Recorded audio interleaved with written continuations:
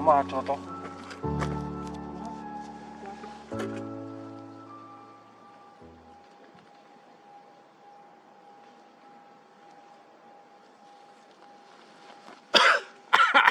야. 야.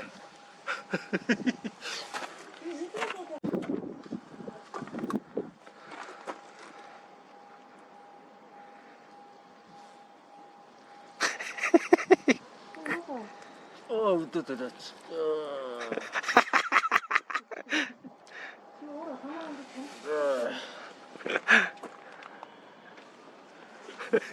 Ухаалдах чинь. Ямар авир өгдөж. За сайн байцгаана уу та бүхэн өнөөдрийн төргийн өнөө өдрийн дэс нэвтрүүлэг одоо 30 мянган жолооч ирэх хөндөгдөд байна. Дээрээс нь маш хүний ирэх хөндөгж байна. Тэнд идэж уух юм байхгүй бүх хүнсний одоо борлуулж исэн хүмүүсийг компаниудыг дэлгүүрүүдийг хөөгөөд явуулсан. Дээрээс нь одоо жолооч нарыг сул зогсолтыг одоо бараг хэдэн жилээр хийлээ. За хятад эерэг гараад Монголдо ирэхэд сөрөг гарлаа гэсэн маш олон жолоочдын одоо эрх шүүндөгдсөн нэвтрүүлгийг ирж хийгээч гэдэг шивээ хүрэн боомт болон гашуун сухад цагаан хад боомтоос бас жолоочдод ингээ хандсан. За энэний дагуу өнөө өдрийн дэс нэвтрүүлэг явсаар агаад шүнжэнгөө давхад одоо 3 сумын 3 сум ирсэн байна. Тэгээ энд бас ёс юмбар төр төмөрөгчээр Улаанбаатар хотроос одоо Нацгийн хавтар бол албан ёсоор Улаанбаатар хотын онцгой байдлын албанаас бас дамжин өнгөрөх хүсэлтийг гаргаж бас зөвшөөрөх нэвтрэх эрхийг авсан байгаа. Тэгээ дээрээс нь дөнгөж сая бас энэ сайн дураараа ирж битээр 25 мянган төгрөг төлж өөрсдийнхөө хүслээр ковидын шинжилгээ өгөөд хоёулаа сөрөг гарсан. Одоо ингээд хилийнхаа боомт руу явах гэж байна. За ямар ч шивээ өрөн дээр очиод үнэхээр энэ жолооч нар ирэх яаж хөндөгдөөд яг юу болоод газар дээрээс нь та бүхэн мэдээлэхээс гадна бас тэдний эрхийг хамгаалахын тулд өнөө өдрийн дэс нэвтрүүлэг явж байна.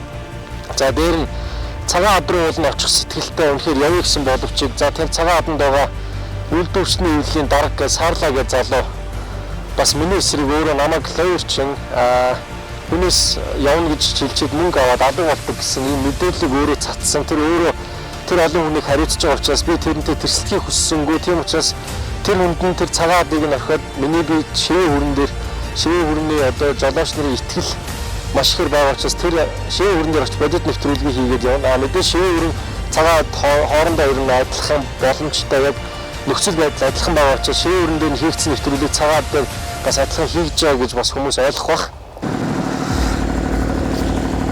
За өнөөдрийн дэс нэвтрүүлэг жолоочдынхоо шивээ хүрэн боомтойгоо жолоочтой хүсэлтээр ямар ч сан бид нэр газар дээр нь ирлээ. Ирээд хамгийн наадлын хаалтан дээр ирээд тэгээ бидний дотогшоо оруулах боломжгүй гээд зурглаачдаар бол PCR-ын шинжилгээнд өнгөрсөн сая цагийн өмнө өгөөд албан ёсоор бас Улаанбаатар хотоос онцгой байдлын албанаас бас орох нэвтрэх зөвшөөрлөө авсан боловч за хил хамгаалах ерөнхий газраас энд ногоон бүс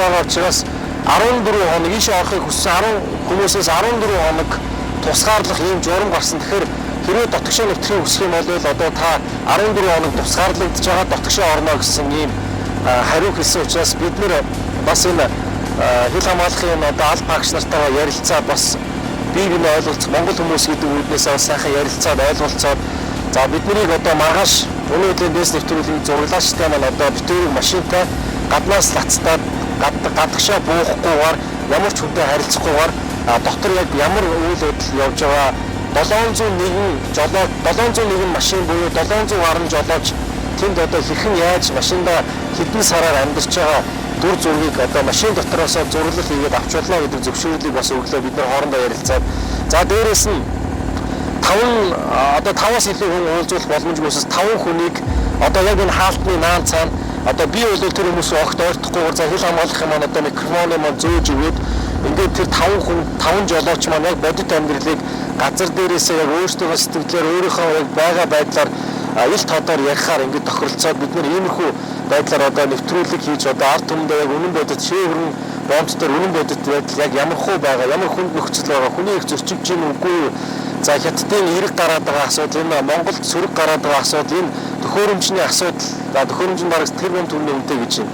За тэгээд маш олон жолооч нар одоо хоол хүнсгүй байсан, ус ундгүй байсан гэсэн өчигдрөөс ахуулаад хоол унд ус мус одоо бүх юм чөлөөтэй болсон гэдэг энэ мэдээллүүдийг маргааш одоо жолооч нартайгаа сайхан ил тодор ярилцахаар боллоо. Одоо тэгээд нэвтрүүлгийн хамгийн гол гарц одоо ганц боломж нь энэ болж таарч байна. Тэгээд ямар ч хил хамгаалахынхаа энэ одоо хилчин залууст маш их баярлж байна. Ямар ч үсэн жолооч нарын талд үнэн бодит байдлыг өнөөдрийн дэс өгүүлэхээр айлгуулах боломжтой байдлаар өгүүлэхээр боллоо. Тэгээд миний хувьд бол 14 хоногийн тусгаарлагдаад 14 хоногийн дараа ийшээ ороод нэвтрүүлэг хийнэ гэдэг бол маш хэцүү учраас иймэрхүү байдлаар бид нэр зохицуулахаар боллоо. Тэгээд хил хамгаалахындаа маш их баярлалаа гэдэг үгээ хэлье. Маргааш жолооч нартайгаа уулзсан. Одоо ингээд битүүр машинда одоо унтъя да. Тэгээд од сайхан төгсөн байна. Тэгээд сайхан амарцгаагаараа.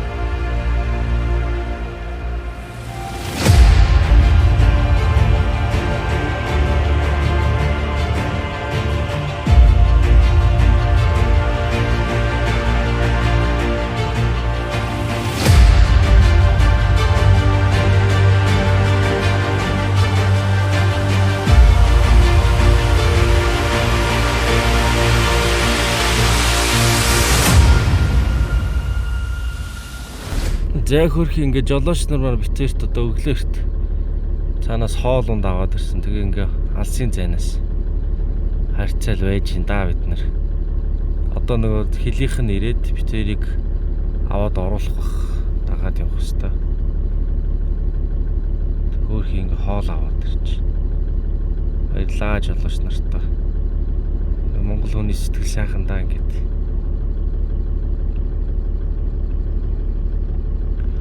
Хаалтны гадаа хонсоо өчтөр. Яс ингэ. За ингээ битэрт жолоочнууд хоол өгсөн чи хөөрхий юу вэ? Эднэр чи өөрсдөө бараг 10 хоног хоол ундаггүй дэлгүүргүй байсан чинь choco pie, печень, ундаа, хуушуур ёо ч юу юм бэ ч битэр чи битэр эргэлт ирсэн. Ямар сэтгэл Монгол хүний сэтгэл гэж агуу шин хөөрхий өөртөө 10-аад хоног 20-онд биш 10-аад хоног идэж уух юмгүй хоол хүнсгүй байжгаад өчигдрөөс ахуулаад дэлгүүр нь одоо ажиллаж эхэлсэн гэсэн. Тэгээд битэрийг бодоод сайхан сүйтэй халуун цай. За мэрэ зөвлөж чинь гайгүй өстэй. Оо шүү дээ. Ямар байна? Гоё юм. За битэрт хөлийн цэргийнх маань бас ингээд хоол хийгээд ирсэн. А жолооч нар маань ингээ хуушур хийгээд ирсэн. Ингээ хоолоор бол бэлхэж байна. Одоо гаднаасаа лацтуулсан. Одоо ингээд би хоёр гарах ирэх байхгүй камера дотроосоо бичлэгээ хийгээд хөлийн цэргийнхээ машиныг дагаад ингээ дөрөм журмын дагав явах гэж байна.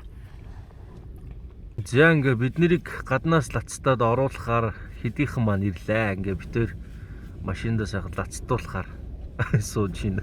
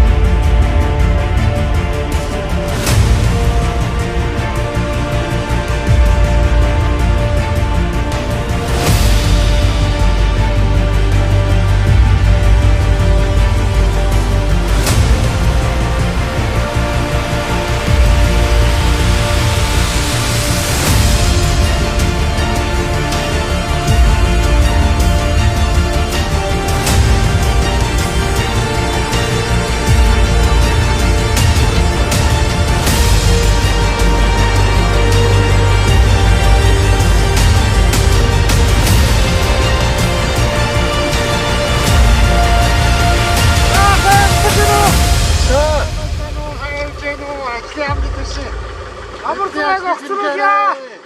Бид ажлыг худалдаж шүү энэ дата. Хаваад байхгүй одоо нэг цандаа зогсож байна. Ажилгүй хэцүү байна бид. Амар цайг огцруулъя. Амар цайг огцруулъя. Бид ажиллаа хиймээр байна. Ажиллаа хиймээр байна бид.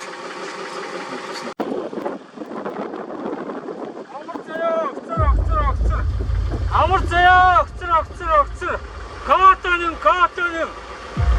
Каатоним.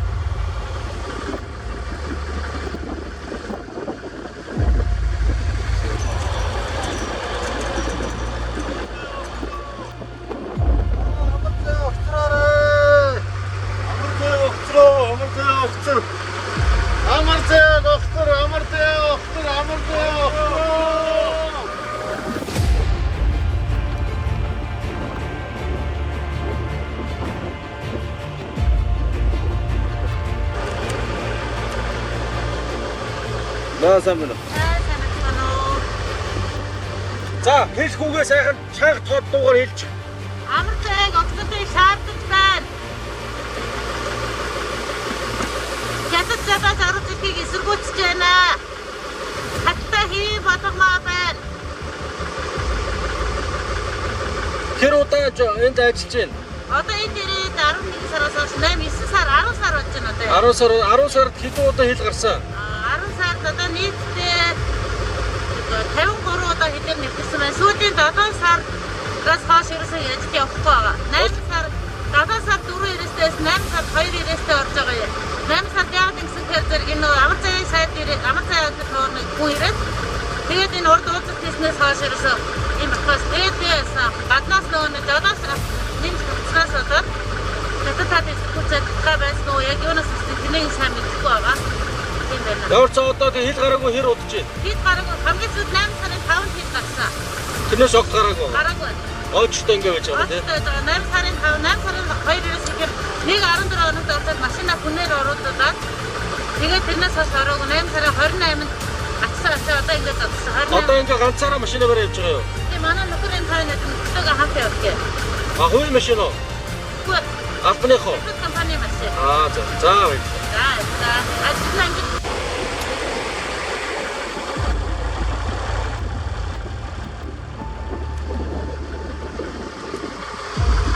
Кого-то нэмэж.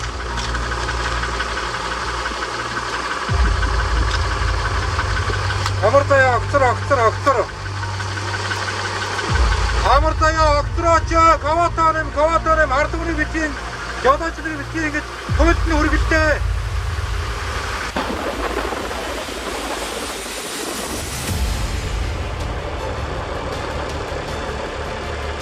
Сайн жигснөө хоёрдоо өдрөө. Та хоёрдоо үлдсэн шүү баярлалаа. Амар заяаг одоо энэ огцор гэж хэлмээр байна. Тэгээ амар заяаг өөрийнхөө хөрөнгөөр энэ чивээ хөрөнгө бүх жолоочдоос ТС-ийн шинжилгээ авах гэж хэлмээр байна. Бид нарыг одоо бүгдөө өвчтэй 16 жолооч ирүүл гэж хэлсэн. Тэрийг цааш нь дамжуулдаг өрөө. За та хоёртай баярлалаа. Энэ кавасыг Монголын VCR-ын лабораторитой болмоор байна. Тэг. Энд VCR-ын лабораторитой болмоор байна. Энэ дэлгүүр хизэнээс явж гисэн. 10 хоног дэлгүүр бүгдийн зогсооцсон байсан уу? Тэгээ одооноос ингээд дэлгүүр яваад жолооч нар маань ямар ч хүнсээ аваад ингээд 10 хоног зогсоож байгаа. Тэгээ өчигдөр уржигдраас ахуулаад дэлгүүр хүнсийг тарааж өгч байгаа юм байна. Тэгээ ингээд жолооч нар маань өөртөө ингээ хүнсээ орж аваад ингээ явж. За ямар ч хүнстэйгээ залсан юм байна тийм ээ. Ашгүй дээ ашгүй. За 10 хоног одоо гүрээсэн мэ хэцүүцсэн мэт. тэгвэл яах вэ? Таны нэгтгэж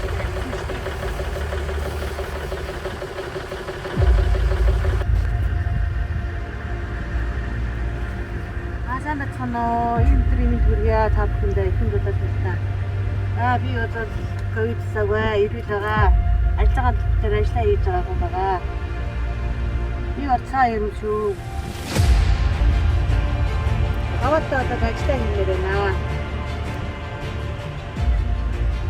Аваад яг шинэ би одоо ирүү шүү. Нэг дахин хэлмээр байна. Энд олон хүмүүс одоо чи бүгд ажилласан шүү.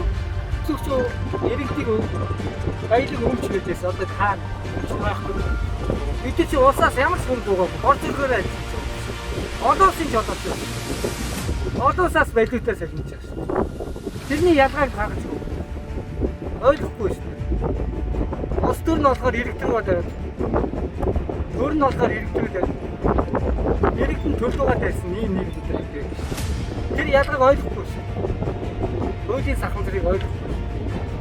Ороод байхгүй. Ороод сүрэг гараад байдаг. Сүрэг биш үү? Одоо ингэ нэг конкурс хийхдээ нэг жишээ өрчтэй гарах 3 гарах гэдэг байна. 15. Та хоёроос сар болж байгаа. Би ирээд жил болж шүү. Жил болж байна. Тэгээ орохгүй сар болж байгаа юм уу? 5 сар тэгээд жолооч юм гэдэг байна. Тэгээ амьд хэлдэг шүү. Өөр ажил байхгүй шүү. Тэгээ одоо ингээ тэг зогссон байгаа шүү дээ баг. Амьдрал зогссон байна уу? Санхүү байхгүй. Бага оюутны төлөв багны зээл. За наадах чинь чадаа ядаг бүрхий хичээе. Бидний зэрэг юм уу? Тий. Дотор хийдээ. Ингээ машинасаа гарч чадахгүй лацтуулсан учраас ингээ дотроос нь бичлэг ярина. Замд явж байсан чинь компанийн хүмүүсээс яриад замд чинь бензиний түл шийгээд өгөө, дүүргээд өгөө гэсэн ингээ дүүргэж өгч байна. Маш баярлалаа. Сайхан сэтгэлтэй хүмүүст ажлын амжилт хүсье. сэтгэл юм да. Сэтгэл гэж авгүй юм да гэж баярлалаа. Тэгээ жолооч нарын төлөө тууштай зүтгэхийг хичээнэ. Амар зай ажиллаа зөв хийгээрэй. Цэцгээс компани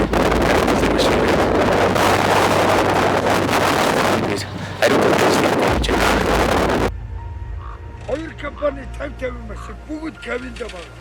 Хаалга өнгөрөхөөр харж байгаа. Ингээ кабинд бүгд цаах. За би шүүрэн бомтын Чинхотроос компани жолооч Бямсран гэж хүн байна. За ингээ үүсэт байгаа одоо энэ манай хил дээр үүсэт байгаа нөхцөл байдлын талаар бас өөрийн санал бодлоо хэлэхээр ирлээ. Тэгээ ер нь бол өнгөрсөн зундаа бол таталт 90 машинаар хэвэн явагдаж байсан. Тэгээ 8 сарын 15-аас эхлээд таталт тоглолдоод одоо үндсэндээ бол хилийн таталт 0 зогсолтонд өрчээд байгаа. За энэ юунаас шалтгаалсан бэ гэхээр бид нар Монгол талдаа урд оройн төрөвчсөн ажлаараа шинжилгээ өгдөг. 90 машин, 150 машин жолооч.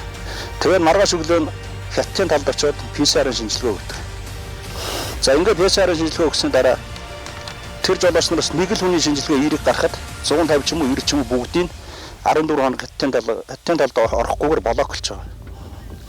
За ингээд блоклогдлоо нэг хүний шинжилгээний хариу эерэг гарлаа гэхэд тэрийг Өмнөд Говь аймгийн бүсийн онцлогооны төвд явуулж PCR-ын шинжилгээ өгүүлж байгаа. Энэ хариу болохоор сөрөг гардаг. Одоо наадмаас хойш үндсэндээ миний багцаагаар бол 30 гаруй жолоочийн хариу Хятадын талд эерэг гарсан. Өмнөд Говийн бүсийн онцлогооны төвдөр очиод сөрөг гарсан. За ингээ манай хил хамгаалах байгууллага энэ хүмүүс урд Хятадын талд за манай шинжилгээнд хариу сөрөг гарлаа.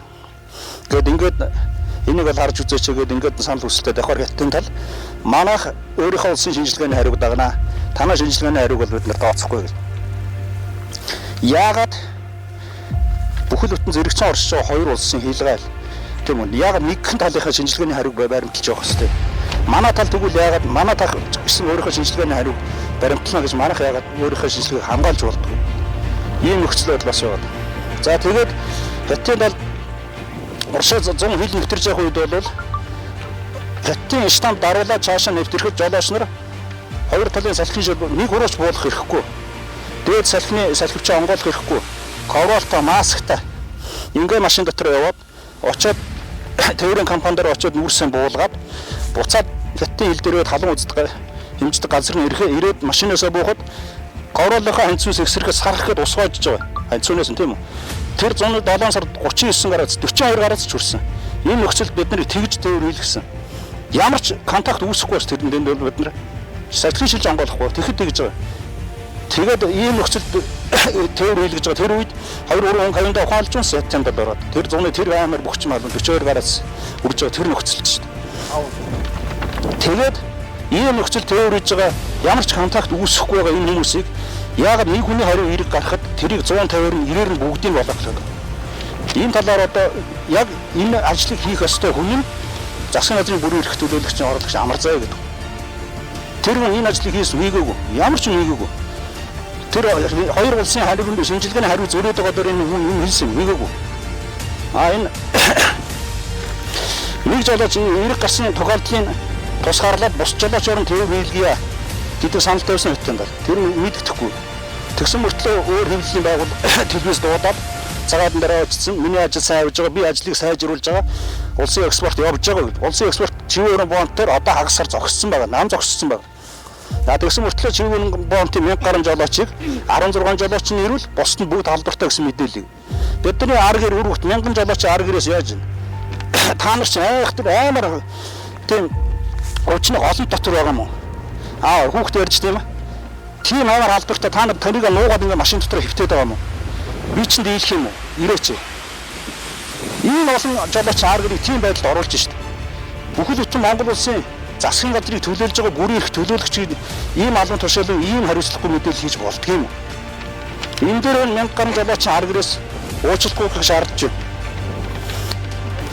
За би бас тээврийн жолооч байна. Би одоо гэртээ хараагүй жил 1 сар болж байна.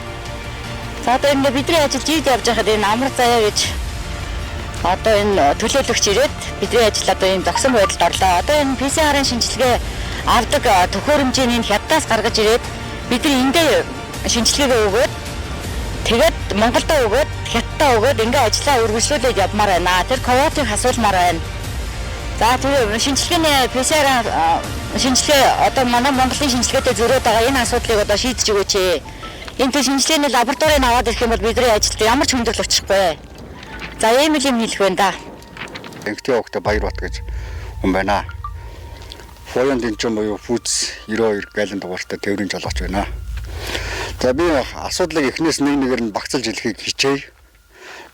Нэгдүгээр хэвлэл мэдээлэл сошиалаар бүх шивээ өрн бомб энэ жолооч нар хотод хэвлэлийн баг хурал хийлгээд зарим нэгэн маань энэ чадах чинээгээр лайв хийгээд сошиал ертөнцид бол нэлээд бичлэг юунууд лайвууд бол хүрсэн.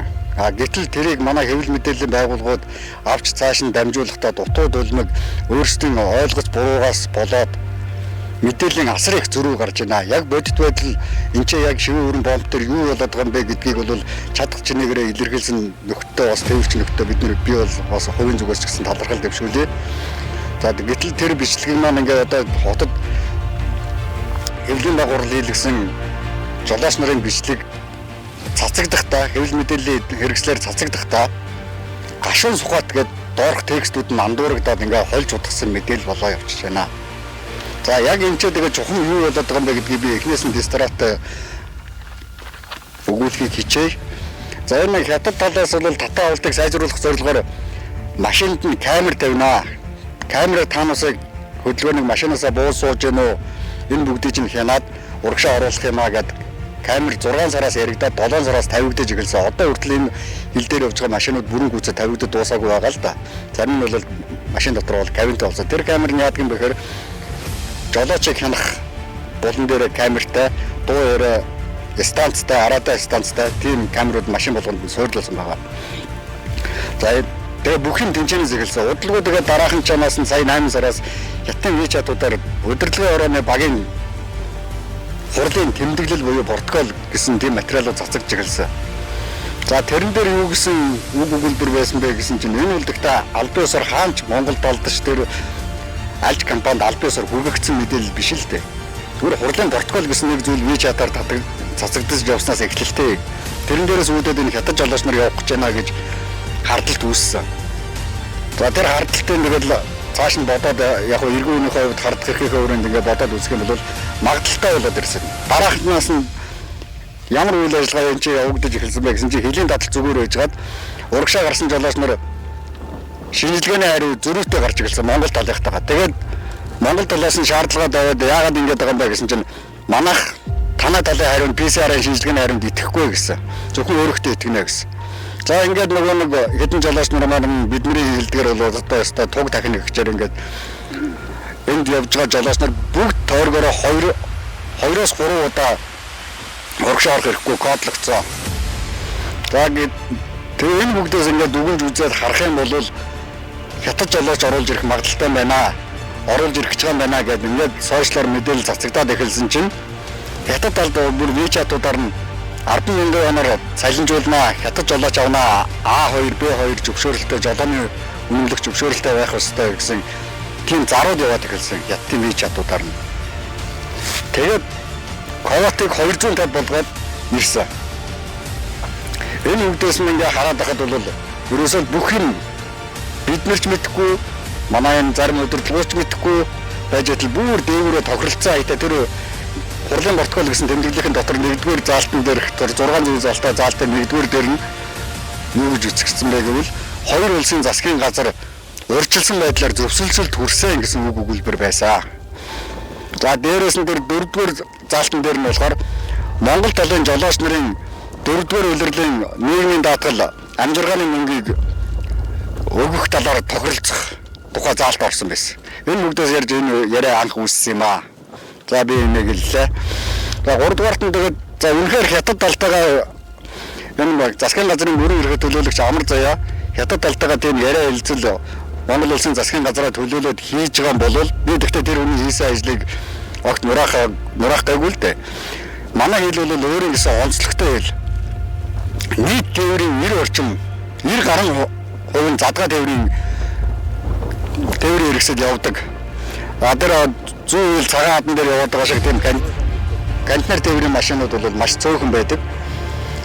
Тэнцээ зохион байгуулж байгаа тэр бөмбөлгийн асуудал, тэнцээ хуваарлтын зохицуулж байгаа асуудал бол манай ил дээр бол үнэхээр тохиромжгүй. Тэгэхээр тухайн ил дээр нь бомб дээр нь өөрсдийнх нь онцлог тохирсон шийдвэрээ газрын хөрсөн дээр нь буусан тийм шийдвэр гаргаасаа гэж хүсэж байна. Тэгээ энэ хятад талын БСР-ын шинжилгээний аппаратыг Монгол тал яагаад өөрснөө авч болдгүй бэ? Энэ талаар бас санал дэвшүүлж байна. Тэр нь тэгээ 2 сая оны үнэтэй ингэсэн 2 сая он нь болохоор Монгол мөнгөөр бодоод үзэх юм бол нэг 870 орчим сая төгрөг болж байгаа. Тэгээ энэ чинь бол бас энэ хэлийн бомбын нэг онцлог нь болохоор энэ чинь дандаа хувийн хөгжлийн уурханууд байдаг л да. Монголын алт компани MAC, SJ South Gobi Sense гэдэг SJ-ийн уурхай, Чимхаа MAC, Ноён Жавхлан гэсэн дандаа хувийн хөгжлийн уурханууд гэдэг. Энэ хувийн хөгжлийн уурханууд үнэхээр юусаа зарах сонирхолтой байгаа үг бол байгаа. Хятад тал худалдаа авагч талаар юус авах сонирхол байна уу бол байгаа. Гагцгүй яагаад ингэж яг өнөөгийн байдалд ийм гацаанд ороод тэг зогсолтод хүрчээд байгаа юм бэ? Энэ бүхнийхээ учир шалтгааныг хятад талтайгаа даруйхан хилцэл хийгээд гарц гаргалгаа нь юу байж болох талаар тийм яриа хэлцэл хийхгүйгээр л зүгээр бүх юм хятадын талаас хамааралтай. Тэдний амаар, тэдний үгээр одоо тэгээ цаашлаад тээврийн хэрэгсэл хятад тал руу гарах хомсдол, жолоочоо хомсдолд орцсон. Энэ нөхцөл байдал тэгээд одоо хятад жолооч оруулж ирээ гэсэн яриа яригдаа явж байна. Саяхны өчигдөр уржигдвархны гэсэн мэдээлэл надад ирсэн мэдээлэлээр бол хятад талаас бол тийм хариу өгч байна. Юу гэж хариу өгч байгааг бол одоо над баримтанч байгаа. Хятад талд бол асуудал шийдэгцэн танаа Монгол тал зөвшөөрөхгүй байна гэсэн үг. Тэгээ биднээс талдуур энэ төр засгийн томчуулга нь юу л хийгээд байна да? Энэ улс их орны үндэсний аюулгүй байдал тусгаар тогтнол гэж юу байна уу? Баялагтай эзэн Монгол гээд гарч ирсэн дээр сонгуулиар гарч ирсэн манай төрийн 3 өндөрлөг юу гэж суудсан болоо? Цаашид одоо энэ олон тээвэрчин жолооч нар ажилгүй болоод нэг жолооч тээвэрчний ард хичнээн хамбал тэжээгдэж байгаа үлээ. Бид нар зөвхөн өөрснийхөө аргаар ахуй амьдралаа хинээс ч ойлгохгүй аваад явахын хажуугаар ковид гарсан цагаас эхлээд 2 жил ирээтэй энэ улсын төсвийг чинь бас бүрдүүллээ. Бүрдүүлэхэд чадах чинээгээр хувь нэмрээ оруулцгаасан гэж бодож байна. Тэгэхээр энэ юус тээврийн экспортоо хэвийн үргэлжлүүлээ цаашаад явуулъя гэж бодож байвал одоо тэр PCR-ын аппаратыг энэ ч лабораторийн байгуулах хугацаа аль хэдийн өнгөрлөө 2 жилийн хугацаанд юу ч хийсэнгүй.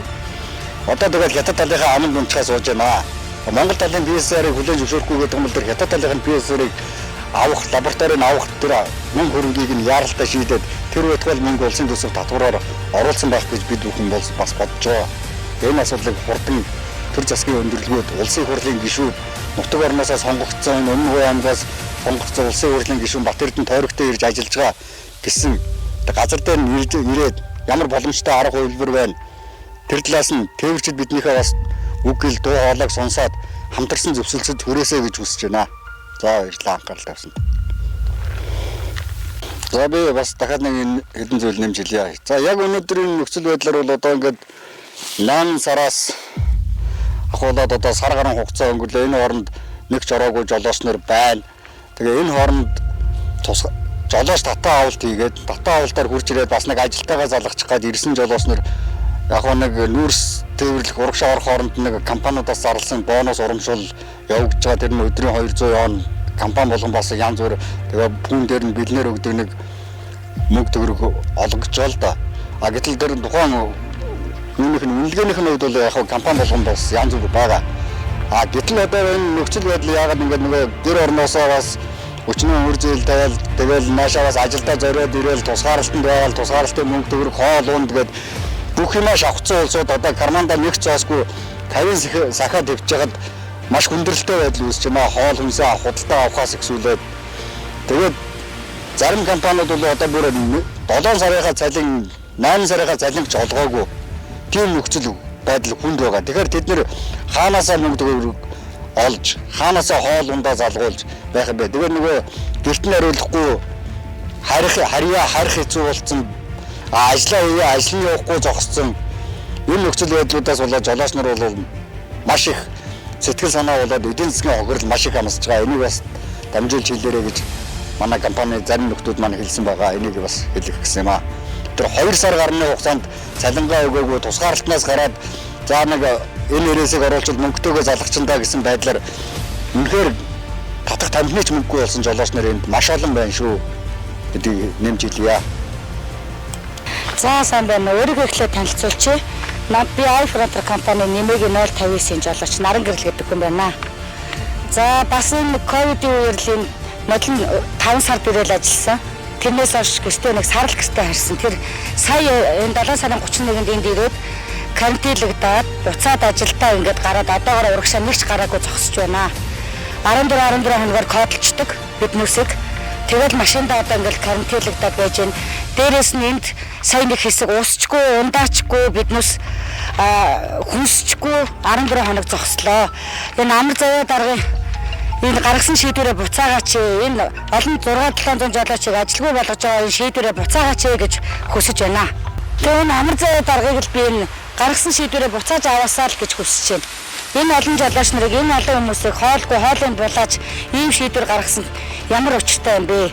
Дээрээс нь манай хэлийн жолооч нарыг бүгдийг өвчтөө гэж доромжилсан энэ доромжлынхаа хариуг биднэрт шуурхаа мэдэгдээч. Бид нар ирүүлээ. Бид бол ирүүл.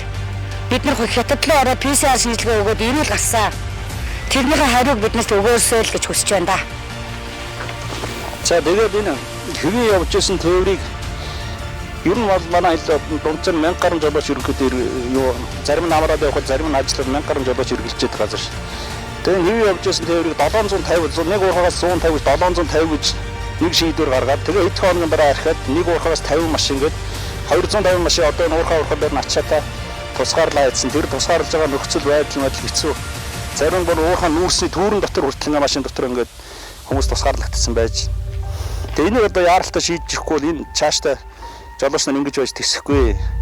А дээр нь Монгол улсын засгийн газрын бүрэн эрх төлөөлөгч гэдэг хүн албан балаах ийм хамаг тэмдэгтэй бичгээр энэ ажил нь явдаг юм. Зүгээр амаараа уцтал нэг уурхаг 50 машин болгох гэж хэлжээл. Ингээд явж иж болд юм уу? Яг албан ёсны шийдвэр байна уу хэр манай менежерүүд мэдэхгүй тийм албан ёсны шийдвэрийг мэдэхгүй олж харахгүй гэдэг байна шүү дээ. Нэг уурхаас 50 машин гэдэг.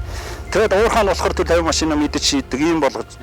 Ингэж болохгүй. Одоо энэ зам дээр 700 гаруй ачаатай машин байна. Энийг одоо хурдан асуудал шийдэхгүй бол түрүүчийнх хүмүүс сарган машиныхаа гавьд тавьчихсан шүү дээ. Нөхцөл байдал ийм болчиход байгаа чинь. Тэгээд би ажил сайжруулж байгаа. Би энэ ажлыг авснаас маш сайхан болж байгааг худлаа ингээд нэг телевиз аваач захиалгад ярилцлага өгөөд ингээд зогсоодож болмооргүй байна. Тэгээ энэ таталтыг сайжруулах гэвэл манайх хэл айгүй амархан. Хуучин татчих үед өдний цагууд татхад өдөр 600 гаруй машин татчихдаг байсан. Энэ 700 ачаатай машин зогсож байгаа. Яг ингээд энэ хатчин талтайгаа энэ татаа болтон болт энэ талаараа энэ засгийн газрын төвшөндөө ярилцах шийдэхгүй зүгээр энэ бомб хоёр талын бомбын өдөрлөг хараад энэ бол ойлголцохгүй дээ. Ажил явахгүй гацчихад л үгсэн дээ. Тэгэхээр үүндээ засгийн газрын хэмжээний шийдвэрийг гаргах хэмжээний засгийн газрын бүрэн эрх төлөөлөгч гэдэг хүн чинь тэгж ойлгоод байгаа шүү дээ. Тийм учраас одоо урд улсынхаа элчин энэ том төвшөндөө ярилцаад энэ асуудлыг шийдэхгүй бол одоо ингээд байгаад их юм бол цаашдаа нөхцөл байдал яаж үргэлжлэх юм одоо хүүтэн сэрүүний улирал ингээд өдөр хоногор л ойртож байна. Тэгээ жолооч нар одоо энэ олон жолооч ингээд хөвтөд байх уу? Машин сахад ачаатай машин сахад хөвтөд байх уу? Зарим нь нэг хэсэг нь ингээд уурхаа дотор ингээд тусгаарлагдсан нэртэй тусгаарлалтын шаардлага хангахгүй нүүрсний түүрэн дотор эрүүл мэнд арай хохироод ингээд хөвтөд байх уу? Энэ нэг яаралтай ирж энийг шийдэж гэж таамар заяа даргаас шаардж байна. За сайн байцгаана. Шүүрэн бонтын жолооч инх болдгийг юм байна би одоо. За тийм жолооч төр тулгараад байгаа энэ нөхцөл байдал бол маш хүнд байна. Бид нар бол одоо энэ зам дээр ажил хийх гэж ирсэн болохоос ямар нэг кавин дотор машин сагч ингэж хөвтөх гэж ирээгүй. Тэгээ одоо би төр засгаас ганц нэг л асуу. Одоо энэ асуудлыг биднэрт хурдан шийдэж өгөөч. Одоо яах юм? Цаашдаа энэ нүүрс төвөөр явах юм уу? Хятад нь авах юм уу? Авахгүй юм уу? Одоо энэ дээр нэг яг бодиттой хариулт аваад бид тэр мэддэг шатны ямар хүн байдгийг тэр хүнээс одоо энэ жолооч нар бид нэр 2 жилийн жолооч нар одоо 20 мянган жолооч нэг ёсондоо энэ 2 хил дээр ингээ хэвчээ штэ ямар ч ажил хийгээгүй юу ч хийхгүй ингээд үнэхээр хэцүү байна. Одоо ус өн томсдоо дэлгүүр оршоог бүгдийг хөөгээд гаргаад явуулчлаа. Тэгээ одоо бид нар ч өхрөө чи хоол унд идэн. Тэгээ одоо энэ асуудлыг төр засгаасаа хурдан шийдэж өгөөч бид нарыг яах юм одоо явуулах цааш нь явуулах юм уу явуулахгүй юм энэ ковид гэдэг нь юу ер нь яахаараа 250 жолоочийг авч үлдээд бус 700 жолоочийн ингээ хөөгөө явуулах ёстой юм. Одоо энэ дээр бид нар хариу амаар энэ дээр та нар нэг бидний хүсэл дуу хоолойг хүргэж өгнө гэж хүсэж байна. Тэгээ одоо яг энэ сурвалжлага бол яг үнэн бодит бас жолооч нарын амьдралын орсон сурвалжлага бол бас чадсангүй гэж бодож байна. Би бол ингээ хоёр сурвалжлагчийн маань машиныг хаалгад лацчаачаад ингээд тэгээд энэ жолооч нар зөндөө үгүй илэрхийлэх зөндөө юм хэлэх жолооч нар энэ дотор байсан. Тэгээ одоо тэрийг яахгүй одоо биднийг ингээ хаалтны наан цаанаас ингээд юм хариулаад ингээ зогсож байна. Тэгээ одоо энэ бидний асуудлыг хурдан шийдэж өгөөч л гэж одоо төр засгаасаа үсэж байна. За ингээд баруун зүүн хилийн одоо энэ хилийн бомтуудыг дагсан бүх жолооч нарын амар зайгийн гарсан шийдвэрийг бол маш их эсэргүүцэж байна. Бид нар одоо хэдий энд байгаа ч гэсэн одоо энэ цахим хэлбэрт шилжээд бид нар бүгдээрээ тэмцлээ үргэлжлүүлнэ. Тэгэхээр амар заяа гишүүн гинэ төлөөлөгчөө та нар одоо бидний одоо энэ асуудлыг яаралтай шийдэж хариугаа өгөө. Энд чинь бид нар өчнөө өөр хүүхдээс ол гэр орноосоо ол хавар өвөл зууны гэртээ хараг үнч зөндөө хүмүүс байгаа. Бид нар одоо бүх бомтороо нийлж байгаад бид нар тэмцэхэд бэлэн байна. Шийдвэрээ өөрчлөө. Квота цуцлаа. Энэ олон жолооч нарыг одоо ажилтаа олгож буцаад хэвийн таталтанд нь оруулж өгөх хэрэгтэй байна. За ингээ би Өмнөговь аймгийн 3 дахь сумын Шивээ өрн бомтод нүүрс тээврийн жолооч Харамслын Бачаргал гэж хүн байна. Ингээ бидний ажил амьдрал уган их чигдэхин хэвэн явж ирсэн. Тэгээд засгийн газрын бие төлөөлөгч энэ амар заяа гэж хүн ирээд ухам энэ хил гайлтай хятадын талтай юу гэж ярилцсан мэддэггүй. Одоо ингээ бидний ажлыг тэг зогсолт болгосонд нь үнэхээр их харамсаж байна. Тийм болохоор энэ ерөнхий сайд болон засгийн газрын хэрэг эрхлэхийн сайд ням төрж та энэ хүнийхээ ажил үйлсийг нэг ирж шалгаад жолооч нарын бодит амьдралыг ер нь ямар болж байгаа яаж хийж байгаа талаар бас ярьж хэлмээр байна. Тэгээ нэгдүгээр, хоёрдугаар бид нэр энэ амар заяа гишүүнийг ирэхээс өмнө энэ бие төлөөлөгчийг ирэхээс өмнө бид нар өдрийн 90-ээс тасралтгүй явж исэн. Гэвч энэ хүн ирээд явснаас хойш орсон 90 машин болгоноос нэгээр 2-оор сүүлдээ 4-өөр эдгээр ийлэг гардаг болсон. Тухайн улсуудыг Монгол талдаа PCR-ын шинжилгээ өгөхөд бүгд сөрөг гарсан.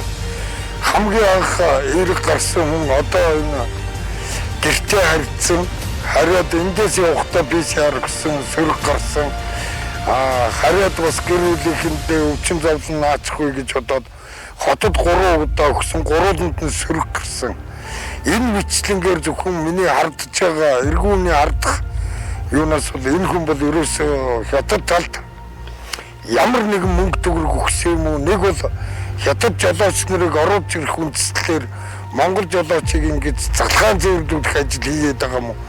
Ёстой мэдэхгүй байна.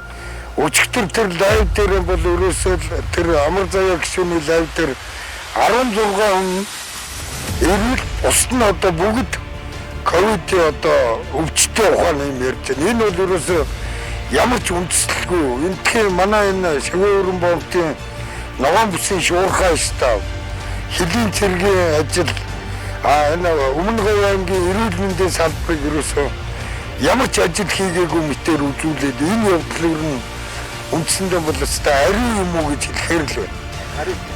Ямар ч хариуцлагагүй мэдээлэл хийж байгаа. Үнэн нэгч байхгүй ярьж байгаа юмд нь. Тэгээ одоо тэр дагаж ирсэн хоёр сурвалжлагчийг болохоор сайд болохоор сурвалжлагч оруулахаар болдог. Зүгээр энгийн жолооч хүн сурвалжлагч дуудахаар ингээ болдгоо нэг тийм үзэгдэл үздэг. Гэхдээ бол манай энэ ногоон бүсийн шуурхай штабын дарга амарсан авалга энэ хэлийн цэргийнхэн бидний энэ сэтгэлийг үнэхээр хүндэлж энэ сурвалжлагыг бол үнэхээр чадах хэмжээгээр нь хийлгсэн гэж бодож байна. Ингээд ногоон бүсийн шуурхай штабын болон энэ цэргийн ангийн хамт олонд баярлснаа илэрхийлээ. Хамгийн гол ярих гэж байгаа юм бол биднийг энэ ковот гэдэг юмгүй болгож өгөөч. Бидний хуучин хэвэнд нь ажилт нь оруулж өгөөч. буцаатар хужааталтайгаа яриад өдөр тэрээр татаа болж исэн юм хуучин ивент нь болгоод өгөл гэж засгийн газраас хүсэж байгаа ш бид нар засгийн газраас хоол унд идэж явах юм нэг ч хүсээгүй гэж бодож байна. Тэгээ одоо ямар ч үсэн ковидын асуудлыг ерөөсөө нэг мөсөн болиулаад одоо энэ чинь байгаа ковидыг асуулсан 701 жолооч уурхаа дээр байгаа нийтдээ нэг 250 жолооч л байна. Миний тооцоогоор. Тэгээд тэр 250 жолоочтой яах урагшаа ороод ирэх гарал бүгдөө хөөгдөх юм болж байна уу? Тэгээд ингэж хүний амьдралаар тоглосон ажлыг хийж болмооргүй байна. Амар заяа бол энэ засгийн газрынхан энэ ажлаа шалгаад энэ юуны энэ цагдаа гэх одоо энэ ажлаа хийгээд энэ амар заяа гişүнийг ямар ч байсан ашиг сонирхлын зөрчилтэй гэж бодож байна. За бид нэмж хэлэх дутуу орхигдсон зүйлүүдэд дахиад нэмээд хэлье. За энэ ерөнхий сайд оюун эрдэнэ засгийн газрын хэрэглэх газрын дарга нямд орж эрүүл мэндийн сайд зам тэмрийн яамны сайд халтар та бүхэн энэ томилж явуулсан хүнийхээ ажлыг нэг шалгаад ямар учиртай ийм шийдвэр гаргасныг нэг шалгаж өгөөч. Энэ талаар их хүсэж байна. Нэгдүгээр хоёрдугаарт одоо дараагийн асуудал жолооч нарын хувьд бол энэ нэгд өдрөөс эхлээд хоёр дахь нэгд өдөр ямар нэгэн шийд хариу ирэхгүй бол хоёр дахь өдрөөс эхлээд дараагийн хэлбэр рүүгээ шилжинэ гэж бодож байна. Тэмцлийн дараагийнхаа хэлбэр рүү бид нэр шилжинэ. Ямар ч байсан одоо энд зүгээр явж исэн Монгол улсын төсвийг чадах чинээгээр бүрдүүлж явсан энэ хил гайлын ажлыг ингээд тэг зогсоож нэгдүгээр хоёрдугаарт одоо энэ Өмнө Говь аймгийн цагдаагийн газар Өмнө Говь аймгийн Ногоон бүсийн шуурхай став эрүүл мэнд эдгээр одоо энэ хүнтэй ямар ч байсан гомдол гаргаад та нарын хийж хэрэгжүүлсэн ажлыг чи үнэхээр газар дор хүртэл хийж байгаад нь үнэхээр их харамсаж байна. Тухайн үеийн байдлаар бол манай энэ хил дээр чи ерөөсөө тийм илүү дутуу өвчнгүү мөрөөрөө явж исэн хил гайлыг ингэж тэг зогсолт болтол зогсоосон танд өстө үнэхээр их гомдж байна. Амар заяа. Та энэ шийдвэрүүдээ эргэж нэг хараад бидний энэ ажлыг хэвэнд нь оруулаад хуучин яаж явж исэн яг тэр хэвээр нь энэ үйл ажиллагааг эхлүүлэхийг хүсэж байна. Засгийн газар ч гэсэн энийг хүртэл дамжуулаад өгвөл их сайн байна. За тэр ингэ шоу учраас ирээдүйс болооч төгөлөөс хаалтны намын цаанаас явж байна.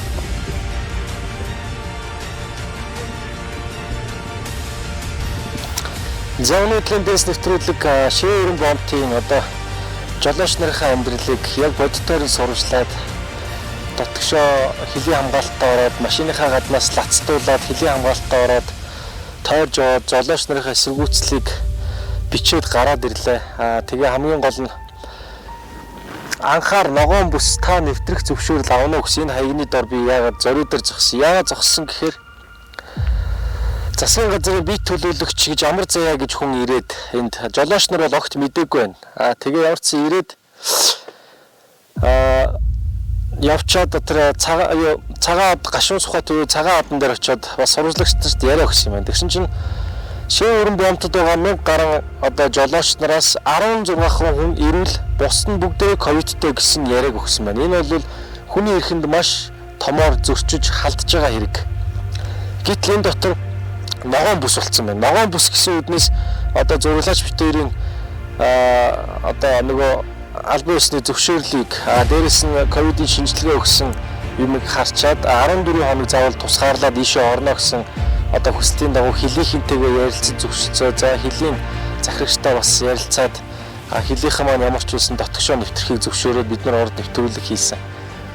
Тэгээд ийм ногоон бүс гээд бичсэн файлсны доор зогсоод тэр хүн яагаад ингэж худлаа хэлв гэдгийг л надад санаа байна. Тэгэхээр энэ амар зэ гэдэг хүн хизээч бодит амьдралыг мэдхгүй дээгүүр нисэж яваад зүгээр нэг өөртөө дахирс одоо өөрийнхөө бодсон шууд арга хэмжээг газар дээр шууд цаасан дээр буулгаад ч юм уу шийдвэр гаргаад тэр дотроо 700 гаруй жолооч нар буюу За цаашлаад 7000 хүн ч юм уу ар гэрийнх нь оруулаад тэр хүмүүсийн амьдрал тэг зогсолт хийгээд өчнөө сар мөнгө байхгүй, ажил байхгүй, яг тэр зам дээрээ яг зөвхөн машины манаач хийгээд ингээд зогсож байна. Энэ шийдвэрээ эргэж хараа. Засгийн газар ажил хийдэг бол ажлаа хийж чадахгүй бол хийдэг хүнийг нь авчир тэр амар зай гэж хүний хийлгүүл хийлгэсэн шиг хийлгэхгүй бол одоо тэр ажлаас нь одоо зайлуулсан дээрээ гэж бодож байна. Тэгээ би олон юм яриад явах. Ерөнхийдөө бол нөхцөл байдал юм байна. Монголын одоо ковидын шинжилгээ зөрөөд эндээ ирэхээр эрг гараад хятад руу орохоор сөрөг гараад байгаа. За тэгэхээр хятадын тэр ковид үзээд байгаа яг тэр техник төхөөрөмжийг нь Монголд оруулж яг хятадтай адилхан тийм техниктэй болчих юм бол жолооч нарын хардлах сэтлэг алга болох юм байна. За тэгээд энэ ковид гэдэг нэг юм гаргацсан 1200 байсныг нь 750 болоод 750 байсныг 250 болгоцсон. Энийгээ бас ковидтой одоо бойл. За тэгээд энэ жолооч нарын амьдралыг залгуулах гэж бол жолооч нарын тоог нэм хэвийн одоо ажиллагааг нь явуул нүүрсийн зөө Монголын одоо экспорт Монголын одоо энэ эдийн засаг унах ёсгүй ганц хүний буруутай шийдвэрээс болж маш олон эцэг их үр хүүхдүүд ар гэрийнхэн хохирч байна. Тэгээ энэ ажлаа засаачаа гэдгийг л одоо хэлье. Тэгээ бусдыг нь бол та бүхэн сая жолооч нарын яриа сонссон баха. За одоо ингээд гэртээ харъя да.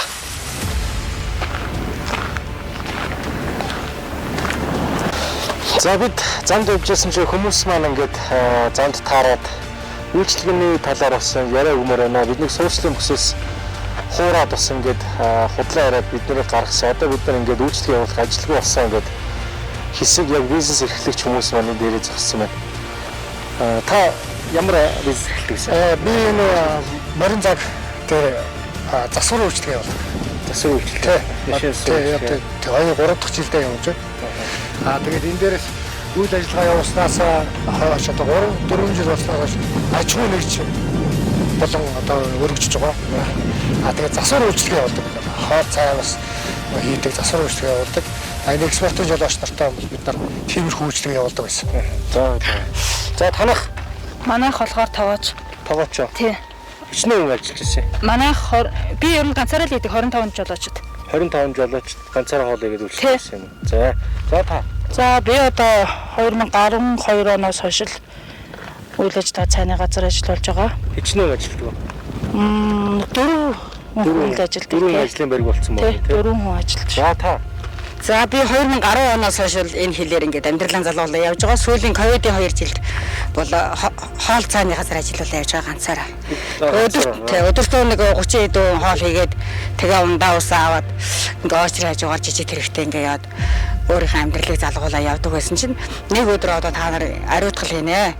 Одоо та нараар эргээд оруулнаа гэсэн. Тэгээ энэ хизээ оруулах юм бол гэж одоо энэ олон хүнийг л амьдралгүй болгочих уу гэж бодоод бид нар ч одоо ажлынхаа байрыг алдахгүй төлөөл тэмцээн явж байгаа. За та.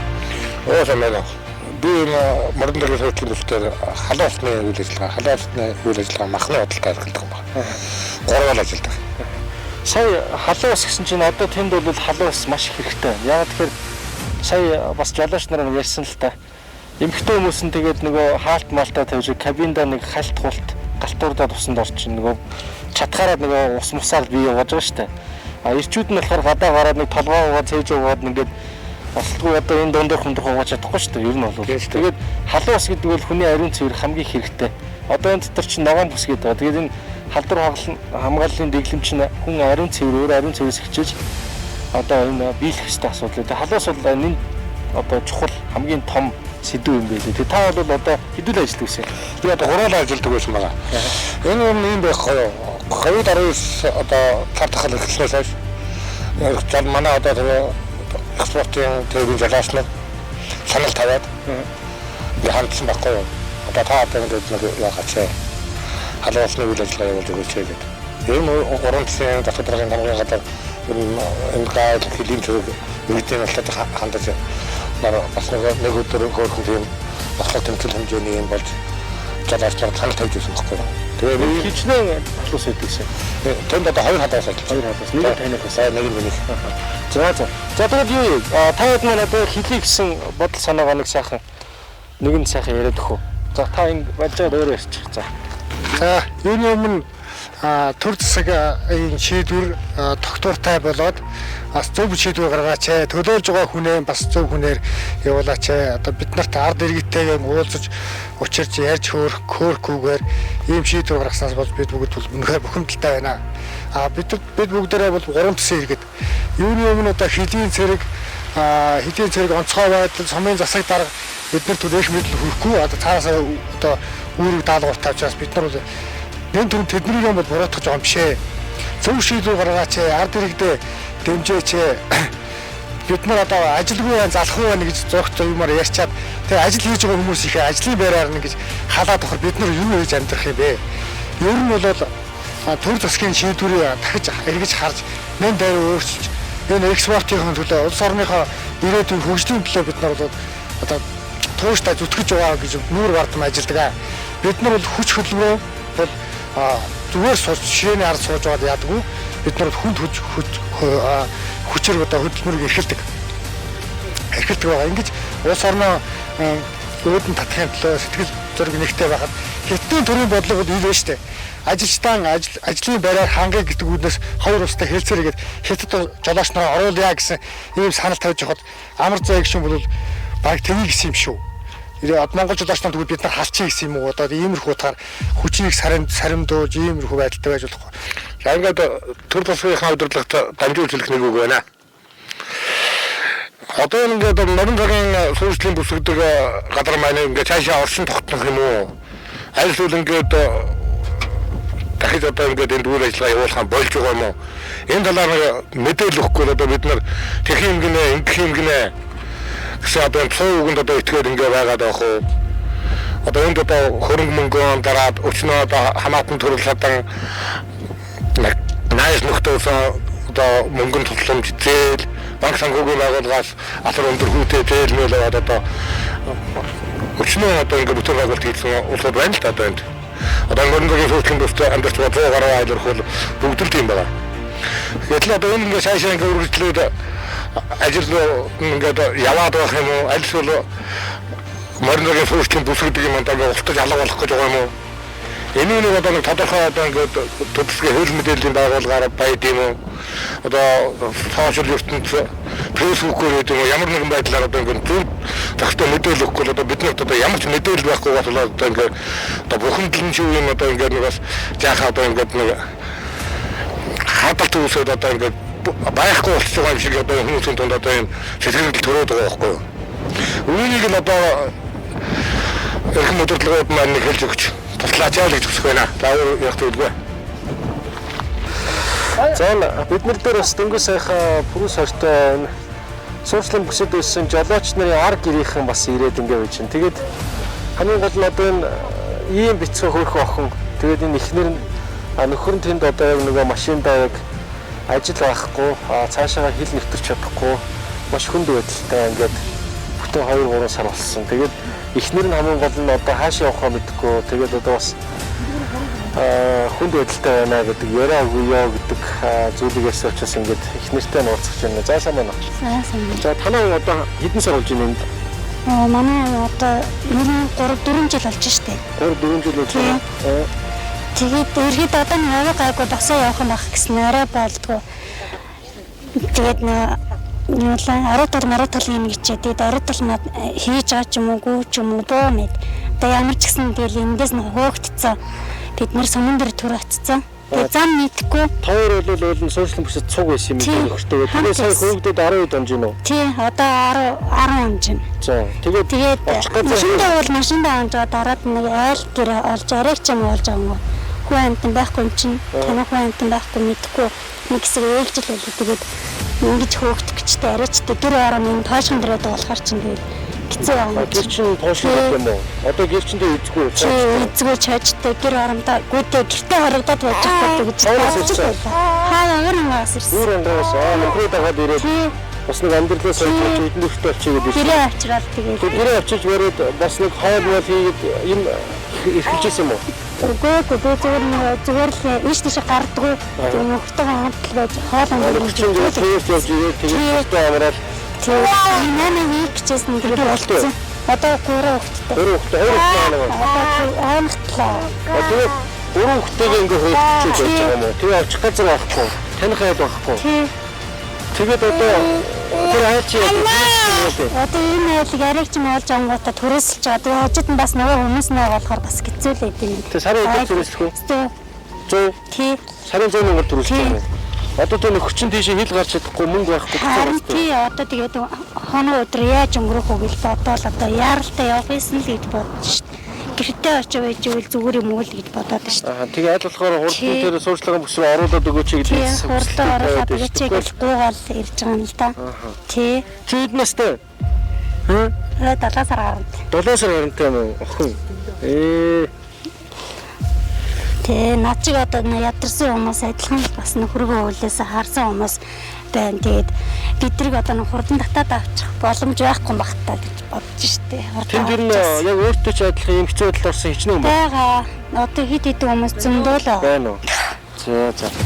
За тэгээ энэ дээр одоо санхаарахгүй бол энэ чи дар гэрн ирчээд нөхрөө дагаад хамгийн гол нөхрөө дагаад ирсэн. Тэгээ одоо ингээ эхнэр хүүхдийг хөөгд гаргацсан нөхөр нь тэнд машина манаад ингээд хаашаачих болцсон. Бас л нэг ямар ч хэсэн одоо боддоор нэг өрхийн одоо амьдрал бол тун хэцүү болцсон байна. За өөр ар гэрийн хүмүүс байна уу? За сайхан товчхон яриад авч. За бид нар одоо энэ сошиал бирс морин заг гэдэг газар үйл ажиллагаа зохимжийн хэрээрээ ам амжираагаа дээшлүүлэх гэж тэнцээ хуваарь юм хийдгээ. Юу хийжсэн? Хуваарь одоо хаал хүнс одоо тий. Тэгээд нэг гурил мөрлөгцөн гурил тэгэл өөр хэр хэмжээнд харуулдаг. Зөвхөн жолооч. Тий, жолооч хийдэг. Тэгээд одоо гэр бүтгэн ногоон бүсгчээ бидрийг одоо гэр бүтгэн гар гээд ерөөсөө бараг л амьдарч байсан гэр орны бараг олигтой төгжүүлж юм ч авахгүй хөөж гаргасан. Гэр мэрэгч шууд тэнд түгжээл авчихсан. Тэгсэн ерөөсөө түгжээл за одоо яв одоо эндээс зоолцгаа яв. Яв одоо бид нар ариутгал хийгээд та нарыг 3 хоног ариутгал хийн тэгээд 14 хоног та нарыг эргэж татуулахгүй ш татна гэд бидрийг гаргасан. Тэгээд одоо 14 хоног нь одоо өнөө маргааш болох гэж байгаа.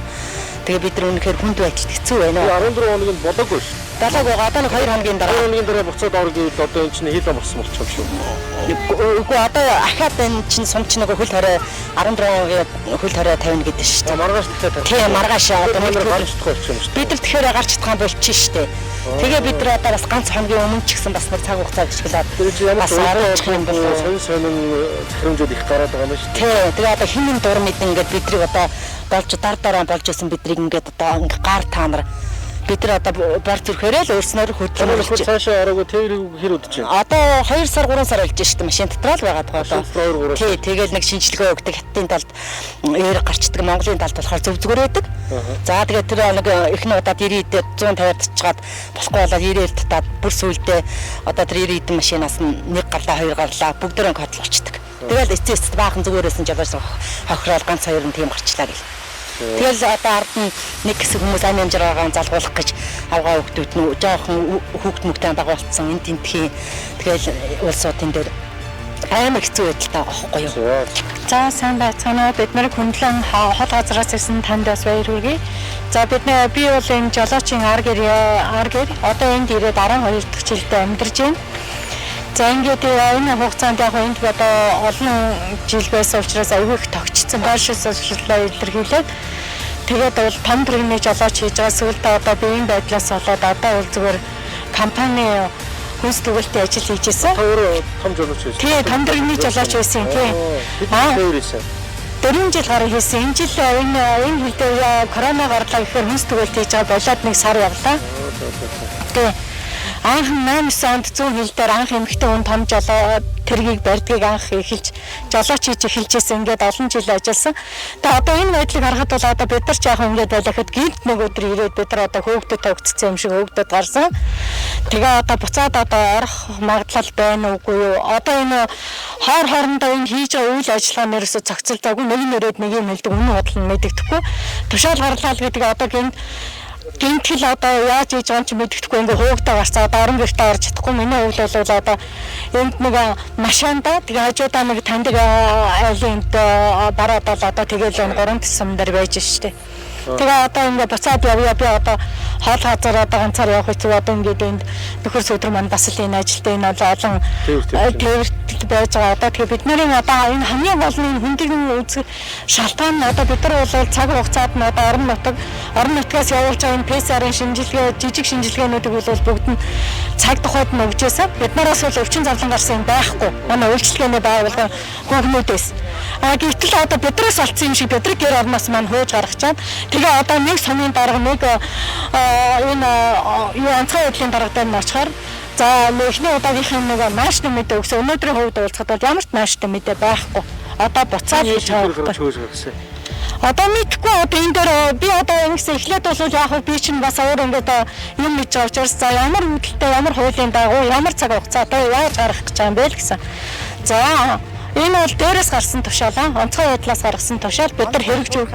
Тийм шатаа гаргасан. Бид нар бол одоо манай сумын засаг дарга бол мэдээгүй байсан шүү тийм. Бид нар бол одоо энэ гаргасан шийдвэрийг л хэрэгжүүлдэг болсоо гэж ирээл гэрэн машины гадаа баах өрөө утастай хүмүүс ирээл ингээд хөөж туугаал ингээд гарсан. За одоо өөрөө ингээд одоо бас ажлаа аль гүйцэтгэж байгаа юм чинь хүнийг нь хүндэтгэн үзэх шалтгаанаар гараад бай. Яг хэд хоноод оруулахгүйс 14 хоног гэсэн. Одоо 14 хоног нь 3 дахь өдөр дуусна. Одоо ингээд хариуцлагч очвол бид нар одоо яах вэ? Гадаа байх уу? Тэнд байх уу?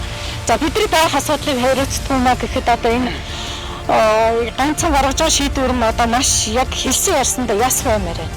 За одоо манай энэ үйлчлэгээний байгууллага одоо худалдаа нийтийн хаалны үйлчлэгээний талаар ярихад бол нилээдгүй хэдэн хүмүүс бол энэ дамжирлан залгуулад энэ хүмүүсийг бас нэг халуун хоолоор нь урдаас гараад ирэх хойноос ачаагаа хасаад ирэх нэг халуун хоолоор үйлчлэх гэсэн сэтгэлгээтэй байдаг бид нар. Тэгвэл одоо энийг нь хороод одоо эрүүл мэндэд нь энэ ковид үед бол маш чанарлаг хүнс бүтээгдэхүүнээр хямд тусар юмар үйлчлүүлж байж одоо эдний чинь дархлаан сайжрах байх гэж бид нар боддог байхгүй юу. Тэгээд энд бол юу гэдэг юм одоо ганцхан монопол ирэх гэдэг бол энэ дээр эзэлчээд байгаа. Яагаад гэвэл энэ том дэлгүүрүүдийг л явуулна. Та нараа гэдэг одоо явуулахгүй. Та нар бол одоо баг энэ дээр үйлчлэгээ явуулаад хэрэггүй. Ийм юмнууд ярьдаг. Тэгээ энэ бид нар жаахан гомдсон ирнэ. Гэхдээ бол ард түмнийхээ хэдэн жалаасныхаа төлөө бол хэзээд үйлчилж явдаг. Тэгээд одоо эргээд л ажлын байраа алдахгүй төлөө тэмцэж хурдан биднээс нэг оруулж өгөөсэй л гэж хүсэж байгаа даа. Тэгээд нутаг орны захиргаа бол биднээс оруулахын төлөө тэмцэж байгаа. Гэтэл одоо ямар учир бүтүүлэг явдал вэ гэдгийг бид нар цааш мэдэж авмаар байна. Тэгээд биднээс л ажлын байрыг л алдуулахгүй төлөө нэг цааш нь болгоомжилж өгөөрэй л гэж хэлэх.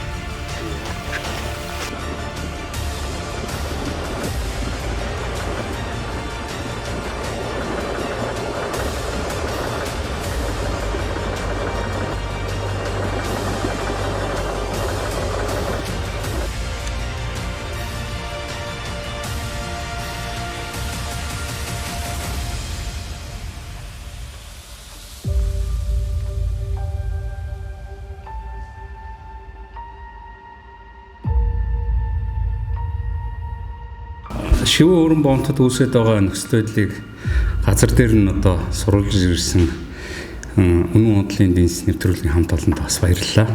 За тэнд одоо үүсэж байгаа нөхцөл байдлыг бол хувьд жолооч нар одоо нэгдүгээр код тогтоосны улмаас одоо жолооч нар ажилгүй болсон. Нийт одоо 44 тээврийн аж ахуйн нэгжүүдээс нэг 500 гаруй жолооч одоо өнөөдрийн байдлаар ажилгүй байна. За энэ квотын асуудлыг одоо тээвэрчид эсэргүүцэж байгаа юм. За энэ квотын асуудлыг нэгдүгürt одоо шивүү өрн бомт байхгүй болгох. За хоёрдугаарт одоо тээврийн компаниудын зүгээс шивүү өрн бомтод одоо PCR-ын төхөөрөмж авч тавих. За энэ одоо ямар учиртай юм гэхээр хятадын талтай одоо манай шинжилгээний хариу зөрөөд байгаа учраас яг Буднам хятад улсын цэхэг болд ашиглаж байгаа PCR-ын төхөөрөмжийг өнөөдрийн байдлаар шивүү өрн бомтод одоо авч суурлуулах ийм одоо нэг шаардлагатай байгаа учраас тээврийн компаниуд энэ дээр бас одоо хөрөнгө хандив асуудал одоо шийдэхэд одоо бэлэн байгаа ийм асуудал байна.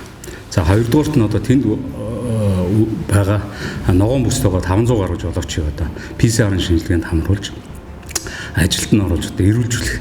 Нэгдүгээр одоо ногоон бүсийн хамгаалтын асуудлыг чангадах. Энэ дээр бас аж ахуйн нэмж тээврийн компаниуд одоо идэвхтэй оролцож алдар хамгааллын дэглэмээ одоо сахиж одоо тэнд байгаа жолооч нарыг ажилдаа орлоготой болгохын үүднээс одоо энэ арга хэмжээг төр засгаас одоо нэг шаардлагатай авах хэрэгтэй байна. За жолооч нар одоо тэнд эсэргүүцлийн одоо ямар нэгэн цуглаан юм одоогор бол хийгээгүй байгаа. Гэхдээ бол одоо тэнд үйл ажиллагаа явуулж байгаа тээврийн компаниуд жолооч нарынхаа эрх ашигын үүднээс одоо бас тэр тэнд болж байгаа үйл ажиллагааг одоо дэмжихэд бэлэн байгаагаа хэлье. За ингээд төр засгийн зүгээс одоо биднийг одоо дэмжиж ажил нэгтгэх тал одоо найдаж байна. PISA шинжилгээний хувьд шинжилгээний лабораторийн хувьд бол бол захирлын хийж байгаа дээр бол нэмж нэг санал байна. Энэ бол PISA шинжилгээний лабораторийг 3 сон дээр биш юу шүүргийн бомб байрлуулъя гэсэн саналтай байна. Хүний хувьд бол одоо ярьж байгаа төлөвлөгөөний байгууллагын ярьж байгаа хүний хувьд бол тэрүүн төрчмөд өргөөр орж ирнэ гэсэн юм ярьдаг. Гэхдээ энэ бол бидний шинжилж судалж үзснээр бол 200 сая төгрөгийн үнээр орж ирэх гэсэн юм. Энийг тээврийн компаниуд хариуцж төлж оруулж ирж бомбон дээр байрлуулж бомбын жолооч нартай үйлчлүүлж ашиглаж байя гэсэн санаатай л байна. Энийг цаашд нь бол төр засгийн хамтлагаас дамжуулж хэлэх хүсэлтэй байна. За үүн дээр ингээд нэмээд хэлэхэд шивүүрэн бомб дээр жолоочор нийтдээ 14 хоног тусгаарлалт байгаа.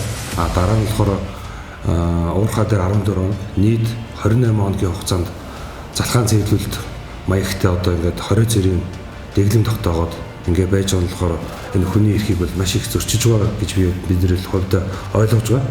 Тийм болохоор одоо энэ асуудлыг даруй шийдэж өгч одоо аж ахуй нэгж тээврийн байгууллагад бас тусалцаа үзүүлэхийн хэм дээр бас энэ төсөвт бүрдүүлж байгаа маш их хөрөнгийг одоо бүрдүүлж байгаагийн хэрэн дээр бас биднээс бас энэ мэргэжлийн хяналт төрийн одоо холбогдох байгууллагууд одоо шийдвэр яралтай шийдвэр гаргаж өгч одоо жолоочрын эрх ашиг одоо хамгаалахыг хүсэж байна. За үүн дээр ингээд нэмээд хэлэхэд бас жолоочрын эрх ашиг, аж ахуй нэгжүүдийн эрх ашиг тийм ээ энэ бүхнийхээ төлөө бид нэр компани зүгээс байд юм уу жолоочрын зүгээс тууштай зогсож эрх ашигыг одоо хамгаалахын төлөө бид нар баттай зогсох болно гэдгийг давтан хэлье.